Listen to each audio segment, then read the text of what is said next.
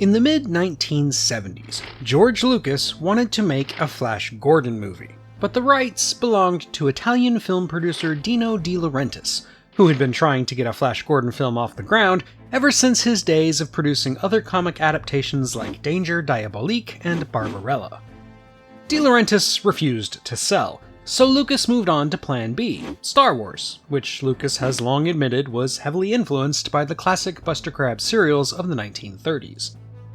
It's difficult to overstate how dramatically Star Wars changed the landscape of science fiction cinema, and one of the more ironic side effects of its earth-shattering success was that it finally convinced Dino De Laurentiis to commit to getting Flash Gordon to movie screens.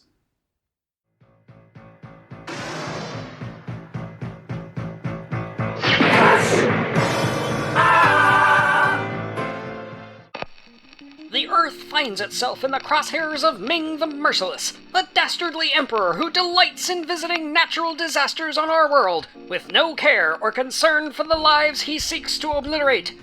The only man who foresaw this is Dr. Zarkov, who launches a rocket to meet with the malicious madman. Accidentally stowing away with him are the all-American quarterback Flash Gordon and the travel agent Dale Arden. Once they arrive in Ming's lair, they quickly learn that he cannot be reasoned with, that the Earth is all but certain to be destroyed at his hand. It is therefore up to Gordon to escape his captors and rally a resistance to bring down the universe's greatest threat, once and for all! Before we go any further, if you could please hit that like button, it might save every one of us. If you really do like this video, please subscribe as well. Thank you in advance. With that out of the way, let's get back to the subject at hand. Prior even to George Lucas trying to get the rights to Flash Gordon, Dino De Laurentiis had optioned them to Federico Fellini, long rumored, probably falsely, to have worked on Flash Gordon comics in the 1940s, though the acclaimed Italian director ultimately never made the film. Later, De Laurentiis consulted with Nicholas Roeg, famous at the time for a performance, Don't Look Now, and The Man Who Fell to Earth. But after a year of pre-production, Roeg's more intellectualized and expensive take on the source material never quite gelled with De Laurentiis' vision. After Roeg's departure, De Laurentiis asked Sergio Leone, who turned him down, and then, finally, Mike Hodges, director of the original Get Carter and The Terminal Man. Hodges, perplexed by being chosen to direct a Flash Gordon movie, once asked Dino De Laurentiis why he picked him. De Laurentiis replied that he liked the director's face, and left it at that. Though previous drafts had been written by Michael Allen and Nicholas Roeg, the final script was written by Lorenzo Semple Jr., who had not only worked with De Laurentiis before on films like 3 Days of the Condor and 1976's King Kong, but was also the primary creator and writer behind 1966's Batman TV show. Semple approached the material much as he had Batman, deliberately avoiding any hint of realism and going for full-on camp. Director Mike Hodges loved this approach, which did cause tension with De Laurentiis, who wanted the film to be more of a comic epic. Hodges almost walked out over the tension, but after the film was complete, De Laurentiis reluctantly admitted that camp was the right call. One other person who had a surprising amount of influence over the production was the lead designer, Danilo Donati, known for his work under Fellini. Donati claimed to have not read the script, but he went all in on color and surrealism in the costumes, the sets, and everything else he had control over. Though his concepts often conflicted with Semple's written descriptions, Donati almost always overruled the writer, leading to a singularly unique aesthetic throughout the entire picture.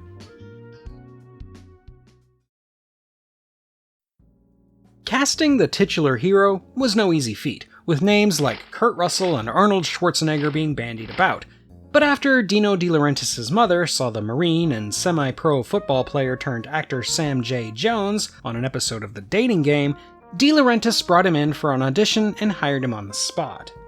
On top of a heavy workout routine that included a daily 90-minute run in Taekwondo, he took the role very seriously, perhaps a little too seriously. Jones was a difficult actor on set, prone to fighting, showing up late, and basically being a diva to the cast and crew. He butted heads with both Mike Hodges and De Laurentiis on multiple occasions, and during a short break late in the production, De Laurentiis decided not to call him back, instead finishing the movie with a stand-in and having much of his dialogue dubbed over. It's just a little turbulence. We'll be through it in a minute. A decision that several other cast members heavily protested to no avail. Jones later tried to sue De Laurentiis for breach of contract, but the lawsuit never went anywhere.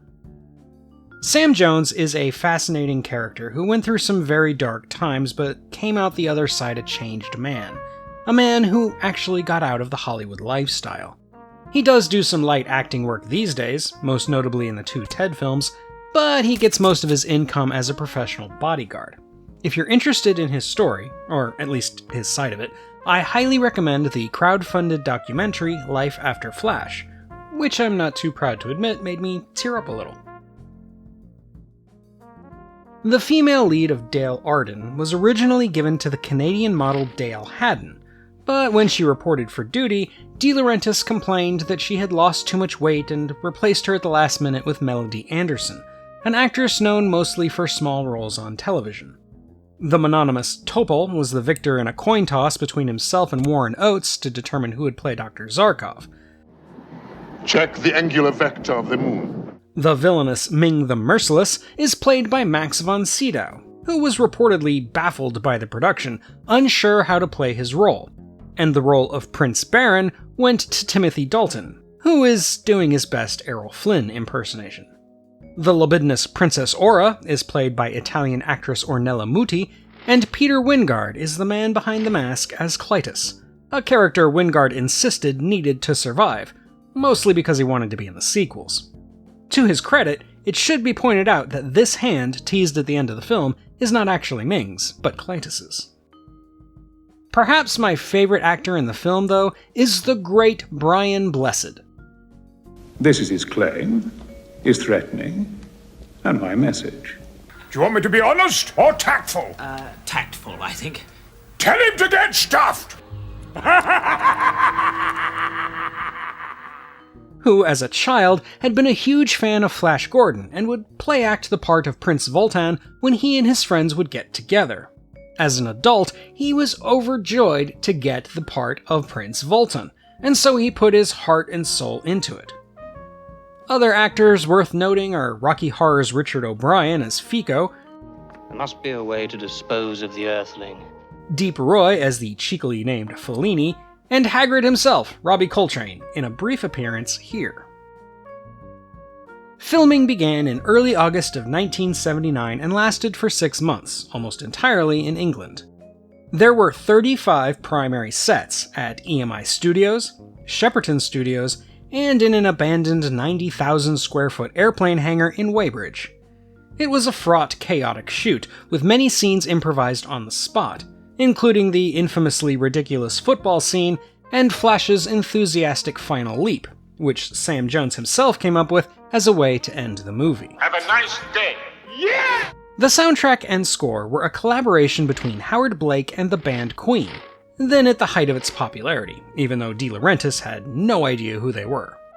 Love it or hate it, Queen's soundtrack is certainly distinctive, fitting the absurdist late 70s, early 80s style of the entire film. It would be Queen's first, but not last, movie soundtrack. Oh, well, who wants to live forever? While we're stopped, let me just take a minute to thank my patrons. Their support really makes this channel possible, so please, if you like these videos, consider joining my Patreon to get access to bonus content, vote on future topics, and more. You can also give me a one-time contribution by clicking on the thanks button below. Also, if you want even more content from me, I'm the co-host of a couple of different podcasts, The Streaming Heap and From Here to Paternity, which are available wherever you get your podcasts, and I have a novel called Paradox that is available through Amazon. If all else fails, though, you can always check out my website at emcgill.com, where you'll find written reviews of plenty more sci-fi classics in both film and literature. Now then, with all that shameless self-promotion out of the way, let's move on. Flash Gordon released in December of 1980, to pretty poor reviews. It did terribly at the North American box office, earning just over $27 million against a budget anywhere between $30 and $40 million. It had a few good reviews in its day, and did relatively well in De Laurentiis' native Italy. Your joyous time has come. But for the most part, it was considered a box office flop, only managing to gain traction years later on the home video market. Nowadays, I hesitate to call it a cult classic, not because it lacks popularity, but because it is almost too popular to be considered a cult movie. It has remained fixed in the hearts of my generation, inspiring dozens of well-known actors and filmmakers, and it remains a popular feature on the convention circuit, with various cast members always managing to draw in long lines for signatures and selfies. Though the movie wasn't successful enough to earn any sequels, which wasn't helped by the crash and burn career of Sam Jones at the time, Flash Gordon, as an IP, hasn't gone anywhere. There have continued to be comic books, television shows, and cartoons, and Taika Waititi is still working on his own version, which, as of July of last year, has gone from being live action to animated and back to live action again. For me, though, the 1980 version is quintessential Flash Gordon, and I have enormous doubts that it could ever be topped. This is because, of all the different iterations except the original serials, it's the only one to understand that Flash Gordon should never be taken seriously. It is over-the-top satire with tongue planted firmly in cheek. Hold, lizard man. Escape is impossible. Surrender. That never gets mean-spirited or preachy in any way. It invites audiences to just go with it, to have fun, and to stop thinking about it as anything other than disposable entertainment. Of course, as a writer and wannabe academic, I could easily break it down and analyze various subtexts and themes, discuss the problematic cultural aspects that derive from Flash's origins, or explain where the film fits in the milieu of cinematic history. But don't worry, I won't do any of that. I'll just say it's a cheesy, mindless, garish, and ridiculous film filled with hammy acting, bizarre visuals, deliberately hokey effects, and a plot with logic that wilts under the slightest bit of scrutiny. That said, I absolutely love it, and no matter what anybody else says, 1980's Flash Gordon will always be a sci-fi classic. And that's all for today, my fellow Earthlings. What do you think of 1980's Flash Gordon?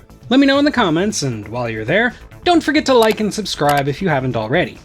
Thank you for watching, and until next time, when we'll wrap up another Universal Classic monster, this is the Unapologetic Geek, telling you to never be ashamed of what you love.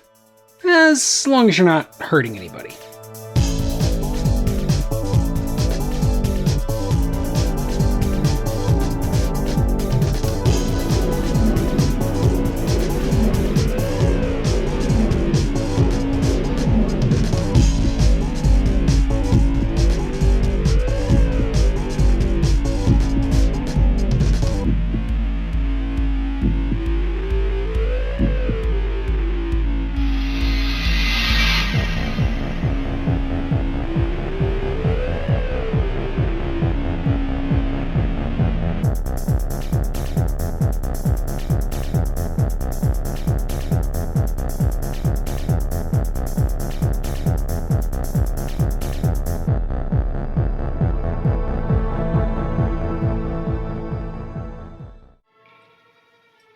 Tell me more about this man, Houdini.